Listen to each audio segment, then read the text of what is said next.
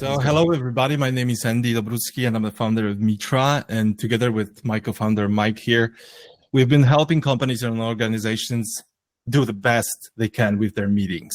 And today I'm going to talk to you about how we're about to build the future of remote work with what we call Conversational Intelligence 2.0.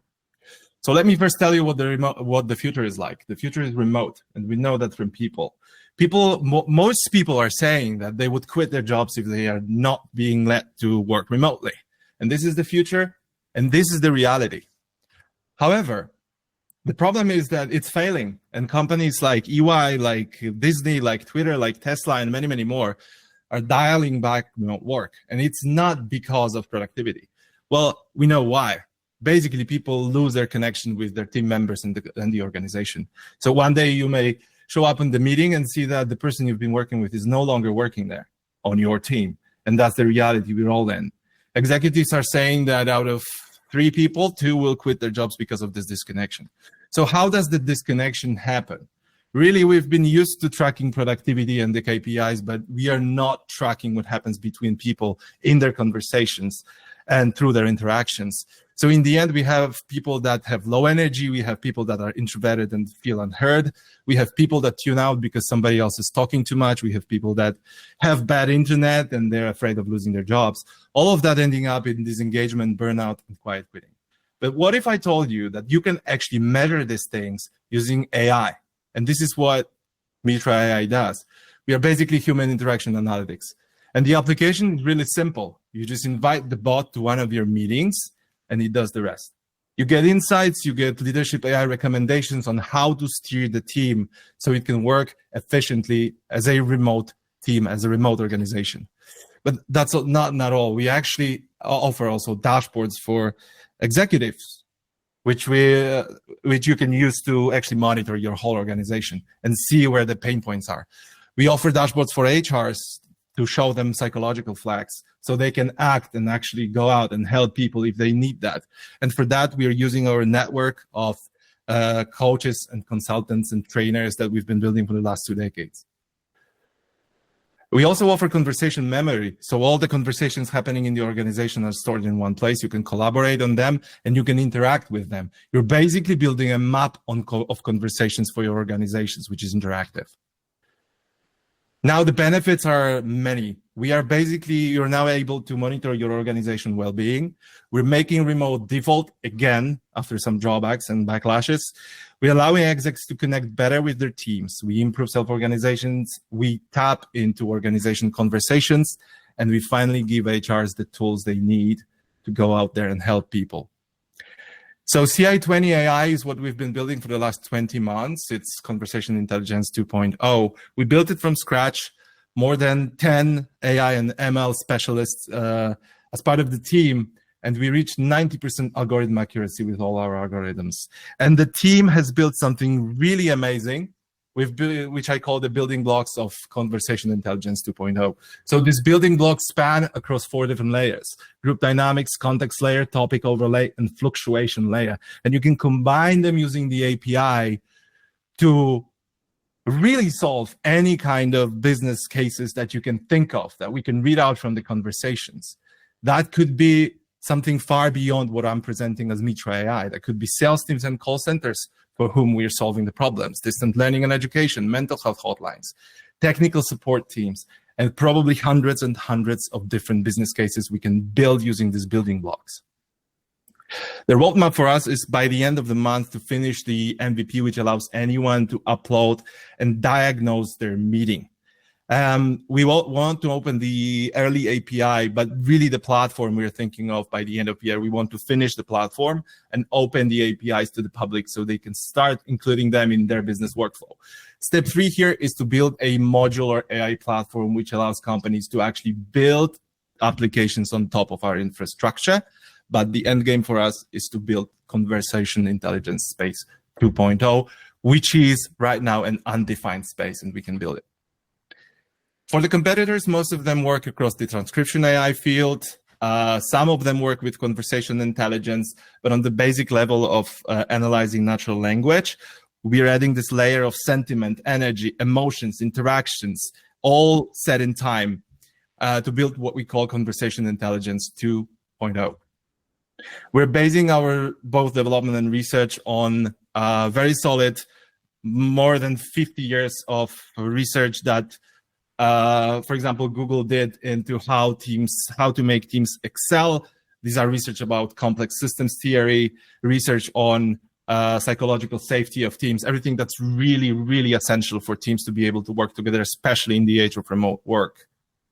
The team, me, my co-founder, Mike, working with teams for many, many years. Mike is also a great finance guy. We have the best AI development team you can think of. We have many advisors from different walks of life and different areas, 2 investors, 1 angel investor on board. And for the go-to-market, we're actually aiming at remote-first companies with our first partner, Omdina. The HR market is a huge market. It's going to double in the years to come. The strategy is about having the demo first, opening CI20 API to organizations, and then building the community from day one, which is something that we are already doing. It's really important if you want to build an ecosystem, obviously. So for the target segments, we want to start with remote, but we go to hybrid enterprises, we move on, and then we analyze alternative business cases. For this matter, this is small sales teams. As for theory, we're basically scrupulously following the theory of Bill Ollett's Disciplined Entrepreneurship, which is by far the best book on doing startups in the world, probably. On the pricing tiers, we have 3 pricing tiers. The top one is basically for companies to be able to build applications on top of our infrastructure. We're looking for 350,000 euro, mostly to be spent on sales, marketing, and building the community the way it should be done. So if you want to be part of the journey, scan the QR code. There's a menu there. You can access this presentation. You can join our Discord server and truly be part of building the conversation intelligence space. Thank you. I'll be happy to answer any questions. You analyze a lot of data. You analyze kind of a lot of personal data. So how do you deal with the privacy issue, GDPR, and how do you tackle this concern on different jurisdictions, basically? Very good question. So we are basically not the first one to do this. And the question is really about what happens if you invite a bot into your meeting and you're basically scanning all this information, you're recording, you're maybe doing transcriptions. So what we do, we basically follow the market of how market does it. Of course, following GDPR, the important part for us is not to store the audio data on our servers, which is essential to go into different markets and different jurisdictions. So what we do, basically, we scan. Our AI is basically scanning the audio, and then it discards the audio material. So what's left is basically the outputs from the AI itself. And this is how our competitors do it. But also because some of the competitors already allow to store audio data on their servers, basically that's also allowed with getting a few more tick marks checked by the user. And so it's nothing new. We're basically following the standard that is already there, because so many AI companies have emerged that actually do the recording and that do processing of all that data, which is sometimes quite critical to the company, and it's also very secure data. Okay, thank you very much. I was thinking about changing the format of the data. I mean, changing it from audio to some kind of a vector which can be fit to directly the algorithm, but you basically mentioned it, so I think that we can leave it here. I was really curious about this map of conversation. Is this a product?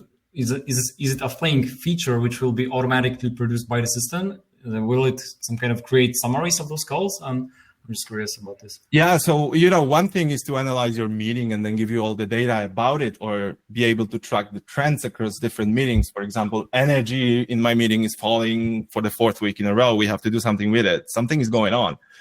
So this is one thing, but disconnected, this is already valuable. But when you connect it, this is what you create. You create a map of conversations that you can jump from. For example, I jump on a topic that is hot, or positive emotions are related to it, or negative emotions are related to it, or we can have topics with certain energy, or we can have topics across organizations that are being discussed by multiple people, maybe from different angles.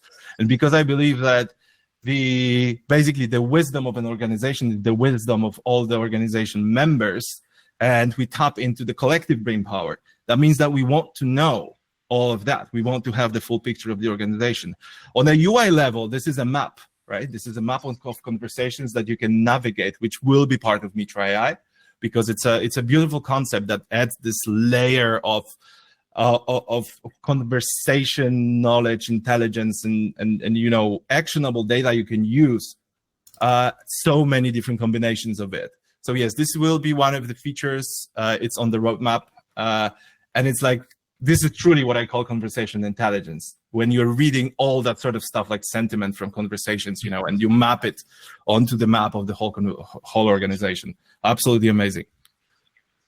And how do you bridge the barriers of the users who don't want to be tried? Because I can imagine that some users in general would like to just, you know, to be the things that they were before and are not really motivated to change. I'm just curious how you are going to convince the people who are going actually to pay for it to use it. So basically, we have these three groups of customers. We have team leaders and teams, and we are talking about remote first organizations. This is how we do the go-to-market first, right? So these people are used to things like, for example, we are recording all the conversations, so people who are not in them can view asynchronously in their free time, right? So this is one thing. So we have team leaders, we have HRs, and we have CEOs. All of them need something slightly different, but all of them want to know if their teams are performing in terms of, you know, how well they're communicated, how well they're connected.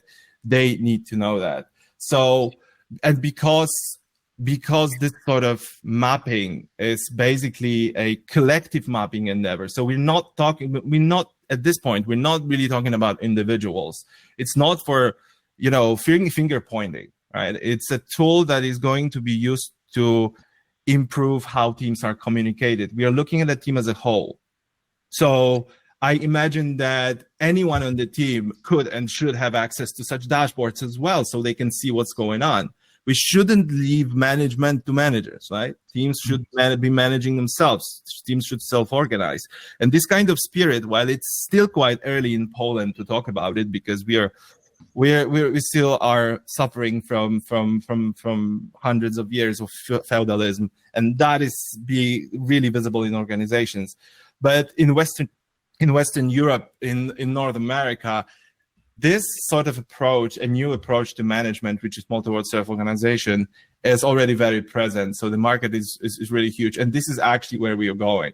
The future of work is remote, and the future of work is basically based more on self-organization, and probably even middle management can be out of the game very soon, because many things that are administrative that are being done by middle management are going to be replaced by the AI. So yes, I think it's all about, you know, level of awareness, and I believe that the world is basically ready, and Poland will follow. Yeah, so it basically just fit the trends of change of the management, I would say. Yeah, it's changing even without Meetra. You know, it's changing the way we manage people, the way we start caring about people as human beings and not just, you know, money machines or robots. It's basically like the change in consciousness is being seen everywhere, including the work market. So this is just a matter of time. Can I have a question? Or I'm not sure if you can ask questions. Yeah, please go on. I'm actually wondering, because it all sounds great, don't get me wrong, it sounds great. I was just wondering, isn't it gonna backlash necessarily? Because, you know, when you're a manager and you have people that are not necessarily underperforming, but, you know, you have neurodiverse people, you have, you know, depressed people, you have people who have anxiety, you have people that maybe, again, have worse days and stuff. And you can track it, that it's, you know, it consistently happens. And while they can see that they fall behind sort of, you know, on emotion, engagement, all of that, it builds the anxiety for them as well. And, you know, you can have great managers that are going to approach it and be like, hey, what we can do to change it and to help you, right? But you can have also bad managers who are going to be like, you're underperforming, you get better, and, you know, keep putting even more pressure on that. And, you know, I'm kind of just, this is my only red kind of flag, and I would like to see your perspective on it. So for that, this is really important to understand that we're building the product in a way that it's not going to be possible to misuse it in the ways you're talking about. Okay. Because we're having a more positive, because we're having a more collective view of what the team does. And because we're striving for like full transparency and openness of the data we're gathering, this is not basically what you see from the data, what you see from the reports is not something like, somebody is disengaged. What you see is basically the collective data about engagement and where it goes, the tracking of trends for the entire team. This is what is really important to us. And really, I couldn't think of how you can use it. I mean, potentially you can use it for mapping out the engagement from different people in the meeting. Yes, because we have this nice graph that shows that. But again, first, this is about educating the user as well, right? It's about educating them in what we call, the servant management, servant leadership, new approaches to management. And I'm saying that, with AI, it's the same thing. It's a great tool, right? But it can be misused by people, and we should be probably more afraid of people misusing the AI than the AI itself. And I think this applies here as well.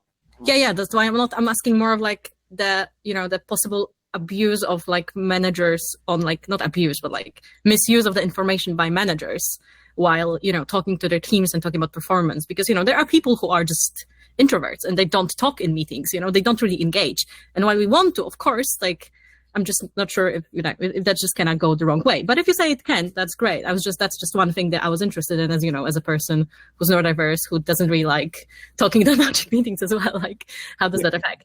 I've been there, I've been there for such a long time, and I see that people are that you can help all those neurodivergent people. I have ADHD for a change, right? And I've been in it like really deep for many, many years before I get diagnosed. And really, if we have someone that's introverted, which is my case many, many times, if you have someone that's introverted on the team and they don't talk during the meetings, well, do we want to do something about it? Do we want to somehow encourage that in ways that are humanistic? Of course we do. Of course we do. We want to, because maybe they want to talk. They just don't have the space for that. And that's what we are measuring, right? Okay. Cool. Thank you. That's an interesting conversation to have. Thanks. Thanks for the question. I was thinking about the fact, if you are kind of a manager who's putting a lot of pressure on your subordinates, so are you really need additional tools to put pressure, or you will do it anyway because you're just that type of a guy? So that was my think about this discussion. But yeah, thank you very much for this discussion. So Andrzej, thank you very much. Thank you for all the questions.